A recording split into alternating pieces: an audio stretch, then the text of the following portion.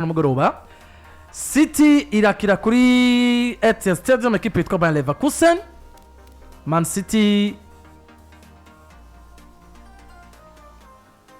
ivuye muri weekend ititijwe na equipe yitwa Newcastle United, iraza kuba yakira equipe yitwa Bayer Leverkusen. Kipe twavuga ko ari nziza kuva umugabo w'agapara uriya mwene w'amanambuya Erik ten Hag ariko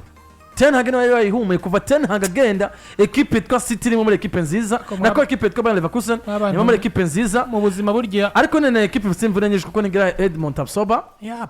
nigira Robert Andrich nigira Arthur Augusto nigira EQ Fernandez. Iyi equipe nigira Lucas Vazquez.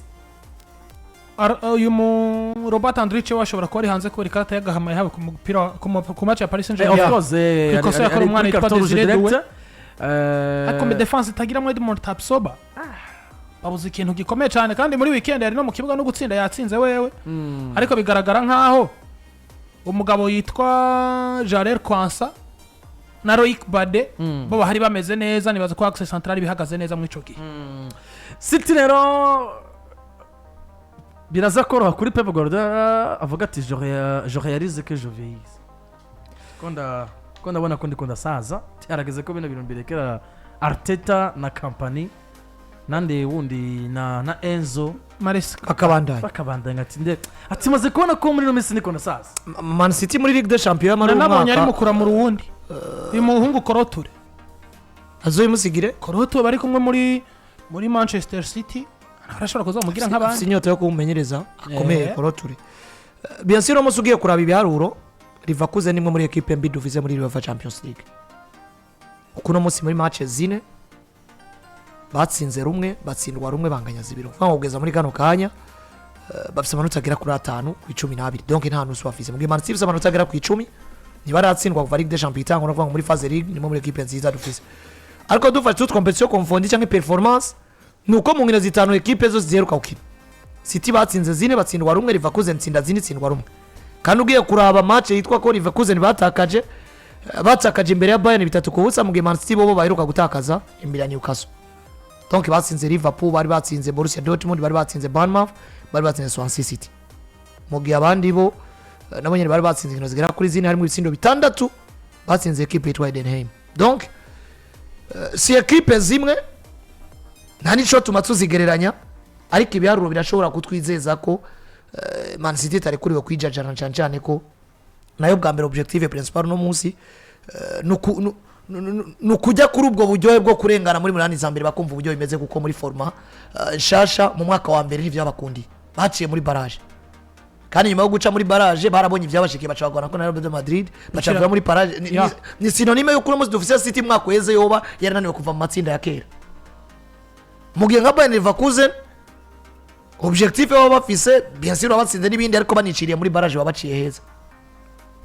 kuri bo ni sawa nta gikuba kiba gicitse Bayer Leverkusen itarengaye muri Zambia ahubwo ikibazo kiraba nk'umumenyereza y'urukura mu ivari ukavuga ngo gutunanirwa kuja muri barrage muri umenyereza Bayer Leverkusen mu gihe tuba tubona equipe nka Karabag dufata karori ya Ronsa y'amahigo cyangwa equipe nka Celtic ya Ronsa y'amahigo. Donc dufate nko kuri no match ibiharuro binyereka Liverkusen nziza muga bigiye gusafaringa imbere ya Man City mu gibero kandi binyereka ngo bitwereka Man City tarekuriwe gukora ikoze ryaje ryose imbere ya Liverkusen na cyane ko iyi journée buri ya Man City ni imwe muri equipe isabwa go profita kuko ugiye kuraba no munsi urutonde uburyo rumeze sivyo bwana Landry. Real Madrid bagiye kwa Olympiacos sivyo donc muri zimwe muri equipe zitwa ko ruvuga ngo zihagaze neza. Madrid burya ntibagiye bari mu kibanza c'indwi undabira ari urutonde sivyo iyi equipe ya Madrid bagiye bari mu kibanza c'indwi nako 18 kuko deja kugeza muri kano kanya banganya amanota na equipe yitwa Newcastle ariko Newcastle yo izigamye itsindo 8 Madrid bazigamye 6 sivyo dufata karori gituma ariko ndabivuga ni umwanya mwiza wo kuri Man City kuko equipe zitwa ko bahanganira kuba muri 8 za mbere ariya Clovis adufasha kure ko Erik ten Hag baramusezeri kuyu na nkura Grevisse kuko peut-être twari kuraba na competition rimwe na rimwe hagati yabo nyuma yo guhurira i Manchester ariko uno munsi nta kirimo umugabo baramaze kuba musezerera donc nako navuga ngo Man City n'umwanya mwiza wo guprofita bivanye nuko equipe zito ko bazohanganira kwitwa kuba muri munani za mbere hagati ya Bayern na Arsenal umwazotakaza Bayern Leverkusen iri kumwe mu munyero witwa Kasper Hujlmand byumvikana ko ari mu Danwa nako nagaruka nkavuga ngo byanga bikunda hagati ya Arsenal na Bayern umwazotakaza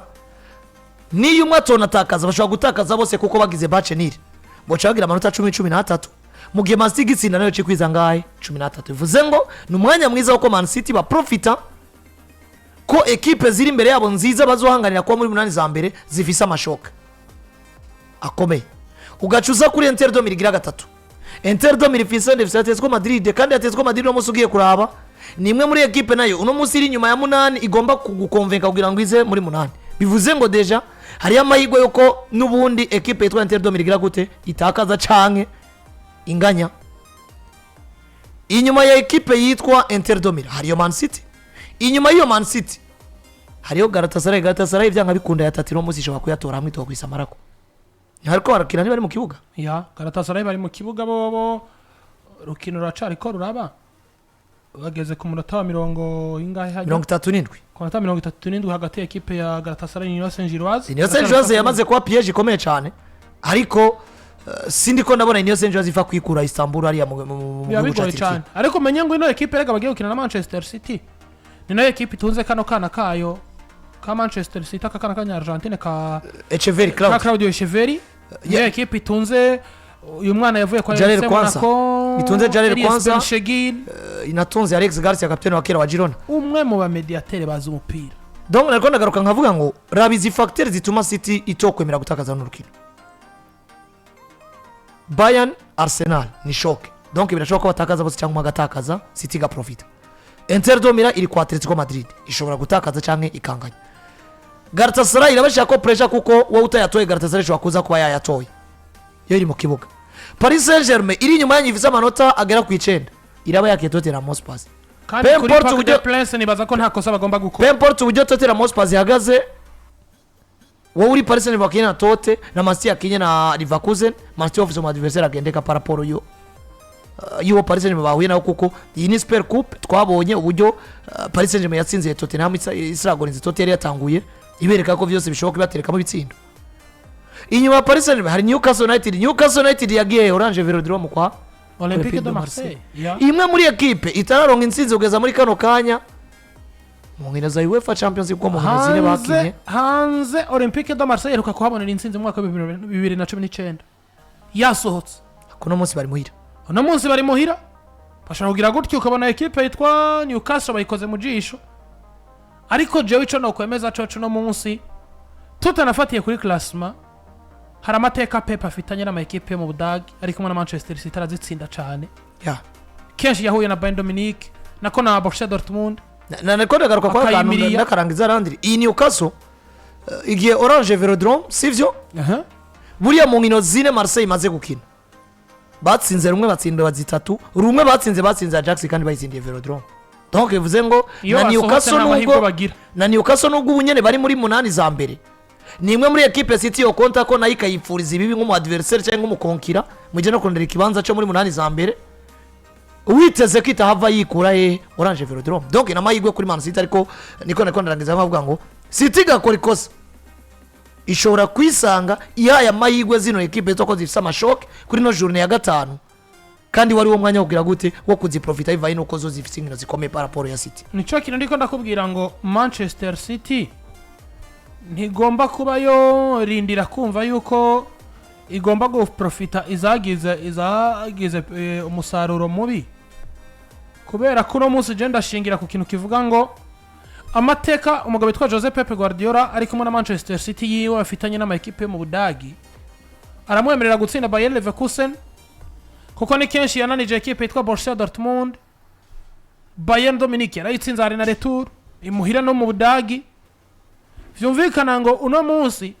hari ukuntu wanashaka equipe zo mu Budagi akunda gutombora na Borussia Dortmund akayinaniza buri munsi na Dortmund arayihwata kabisa Dortmund bahura na Pep arayibabaza Nese no muri mawe Bayern Leverkusen bine kuri kimwe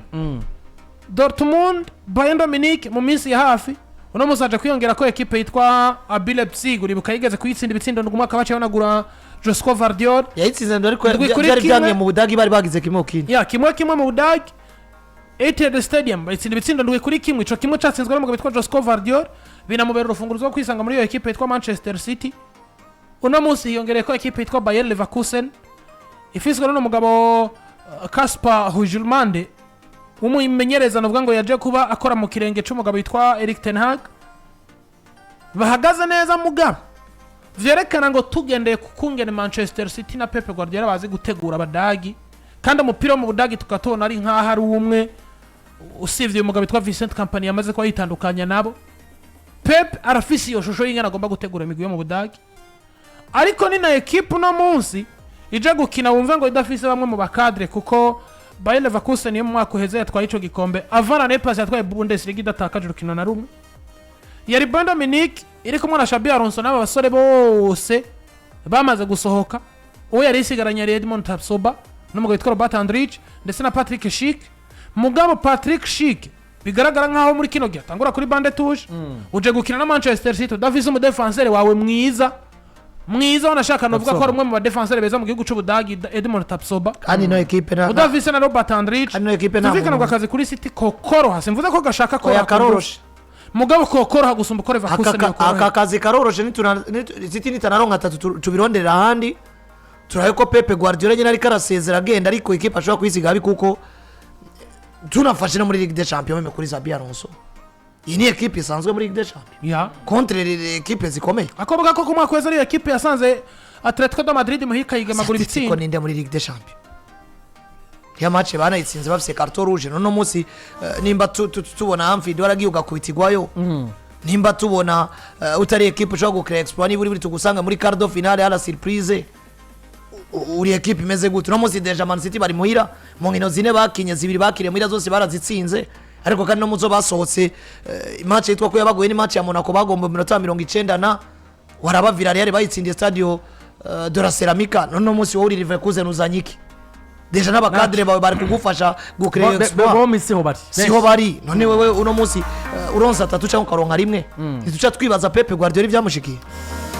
C'était là l'équipe de Bayer Leverkusen, ça a une zindi nkino zitekanije Dortmund irakira